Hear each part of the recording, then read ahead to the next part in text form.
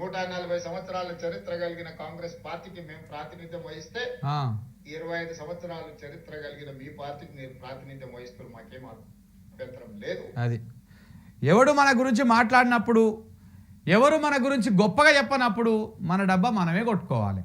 ముఖ్యమంత్రి గారు రేవంత్ రెడ్డి గారు చేసేది కూడా అదే అన్నమాట. 140 సంవత్సరాల కాంగ్రెస్ పార్టీకి ప్రాతినిధ్యం నేనే వహిస్తున్నా, 25 సంవత్సరాల పార్టీకి నువ్వు ప్రాతినిధ్యం వహిస్తున్నావు అని చెప్పేసి కేసీఆర్ని అంటున్నాడు. రేవంత్ రెడ్డి ఏమో 140 సంవత్సరాల కాంగ్రెస్ పార్టీకి ప్రాతినిధ్యం వహిస్తున్నంట. ఈయన మాట ఎట్లా ఉందంటే, ఇక ఈ కాంగ్రెస్ పార్టీకి ఈయననే బొడ్డు కోసి పురుడు చేసినట్టు, పేరు పెట్టినట్టు, ఈయననే పార్టీని స్థాపించినట్టు, ఈయననే పార్టీని గ్రామస్థాయి నుంచి మొదటి అడుగు నుంచి ఈయననే మొత్తం నిర్మాణం చేసుకొచ్చినట్టు ఇవాళ ఈయన గొప్పాలు కొట్టుకుంటున్నాడు. కేసీఆర్ 25 సంవత్సరాల పార్టీకి ఆయన ప్రాతినిధ్యం వహిస్తున్నా అంటే కేసీఆర్ ఒక్కడిగానే ఆ పార్టీ పెట్టిండు, టీఆర్ఎస్ పార్టీ పెట్టిండు. తెలంగాణ రాష్ట్ర ఏర్పాటు ఏకైక లక్ష్యంగా పార్టీ పెట్టిండు.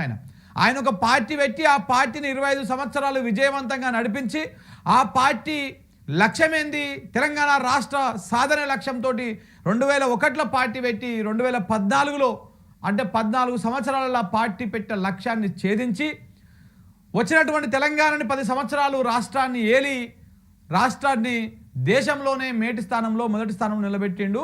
ఇవాళ 25 సంవత్సరాల రజతోత్సవ కార్యక్రమాన్ని చేసుకుంటున్నాడు అంటే నిజంగా అదొక హిస్టరీ.